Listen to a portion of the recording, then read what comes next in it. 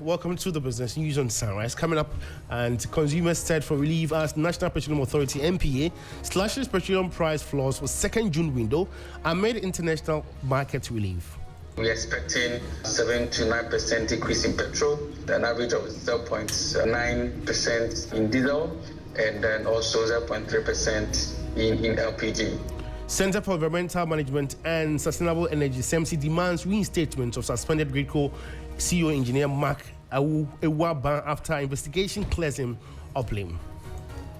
It is because of our negligence in terms of pushing more capital resources to upgrade the infrastructure within the energy landscape over the years is the reason we had a fire outbreak at the Kosovo. I think that the best thing for us to do is to reinstate him. Plus, Finance Minister tasked newly inaugurated Internal Audit Agency Board to curb public sector waste and legislative gaps. My name is George Kwaning. You have details of these and more coming up shortly. Stay with us.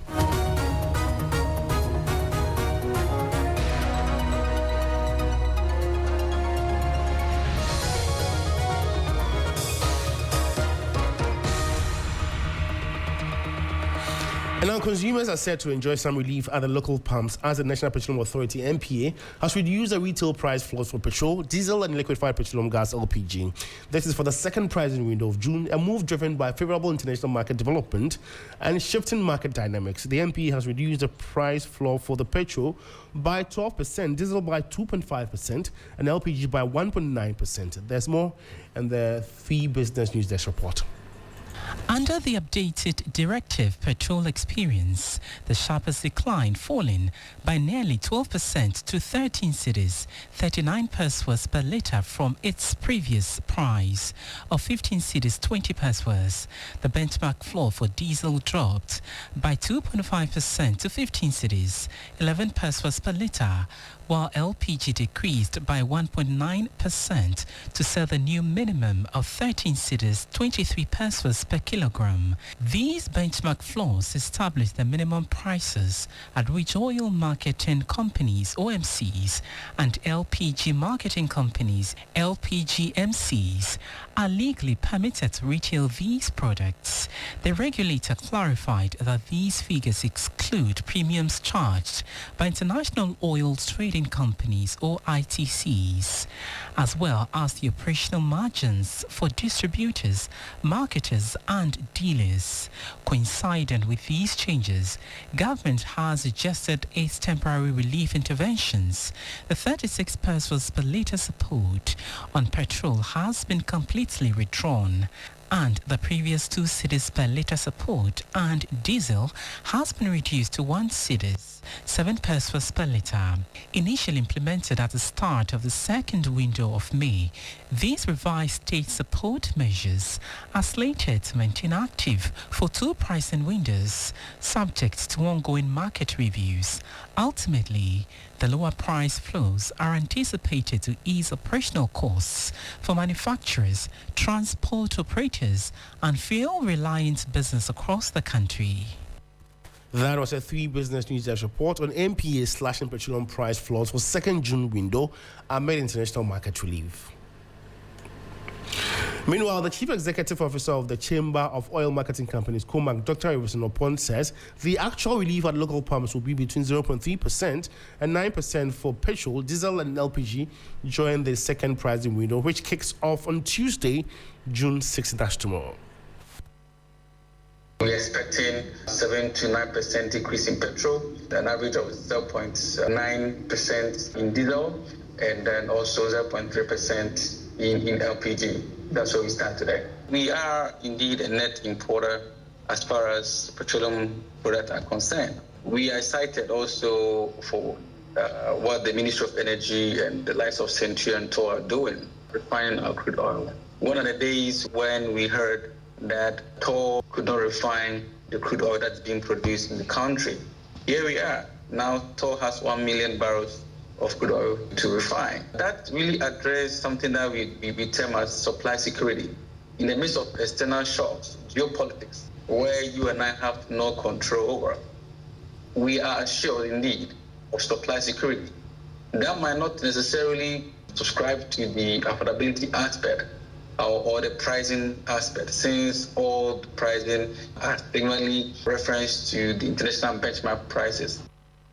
And you had Chief Executive Officer of COMAC, Dr. Riverson Opon.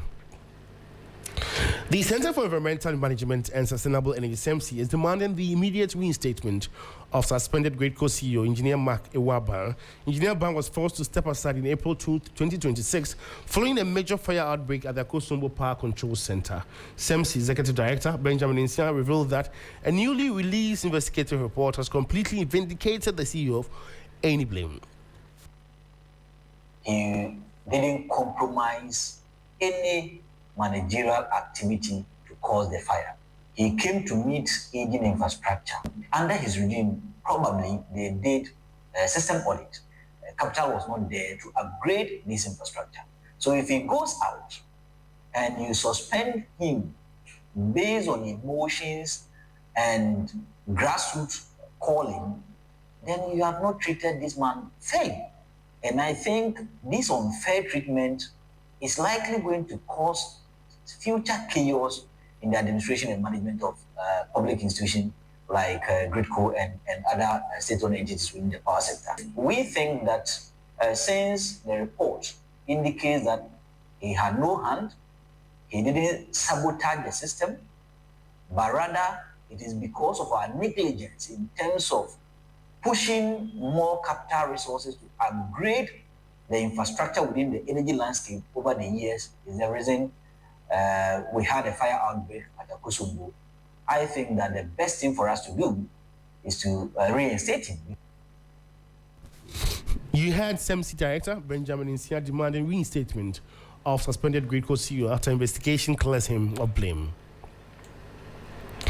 The Minister for Finance, Dr. Kesla Tuforson, has inaugurated a 9-member governing board for the Internal Audit Agency, tasking them to spearhead major fiscal reforms, curb rampant public sector waste, and drive the revision of the IAA Act 2003, Act 658. He encouraged members of the board to serve with integrity and add value to the operations of the agency by ensuring that the auditing profession receives the recognition it deserves. There's more in the following 3 Business News Desk report. Speaking at the inauguration, Dr. Forson expressed deep concern over the recurring fiscal infractions highlighted in the Auditor General's report, noting that the Ghanaian taxpayer is losing too much to systemic inefficiencies. To combat this, the minister announced government plans to establish an auditor's court to tighten supervision and urged the board to strictly enforce accountability, including revoking the licenses of non-performing internal auditors. The newly constituted board is chaired by financial economist and professor of finance Joshua Yindenaba Abo. Other members of the board include Benjamin Ajetesowa from the Ministry of Finance, Divine Yao Ayijo from Ministry of Local Government, Human Resources Executive Dr. Mrs. Irene Stella Ajenim Boatin, IAA Director General Thomas Ashley Thompson Ayi, Daniel Ofosu, Dr. Isaac Nyame from Iken Associates, Kwesi Esu Thomas, Chamber of Pension Trustees, and Godfred Ashiagbo. Accepting the mandate, Professor Abo pledged the board's unwavering commitment to strengthening the agency's independence, promoting transparency, and delivering value for money across state institutions. That was 3 Business News report on Finance Minister tasking newly inaugurated Internal Audit Agency Board to curb public sector waste and legislative gaps. And meanwhile, the Bank of Ghana has issued a strict supervisory directive ordering all banks, payment service providers, and regulated financial institutions to immediately stop facilitating unauthorized foreign currency fiat wallets, primarily dominated in United States dollars, operated by crypto platforms. The central bank observed that several crypto platforms are offering these USD wallet services to Ghanaian users through bank transfers, payment cards, and local payment channels without the required authorization under the Payment Systems and Services Act 2019, Act 987, and the Foreign Exchange Act 2006, Act 723. The directive signed by the Secretary of the Bank, Amy Vida Kwashi, mandates institutions currently providing banking card acquiring or settlement support for these arrangements to take immediate steps to discontinue their services or face strict supervisory and enforcement actions. Now let's take a look at how the cedi is faring against other major trading currencies and how some of the key commodities are also faring on the global market.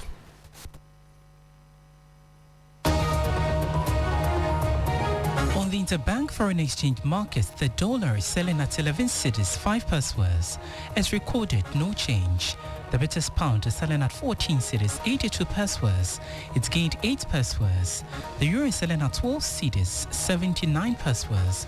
It's also gained 7 pesos. However, be guided that these figures could be higher at the Forex Bureau now. On the global commodities market, Brent crude is trading at $87.33 per barrel. Gold is trading at $4,219.33 per ounce, up by $7.07. Cocoa is trading at $3,868 per ton, up by $70.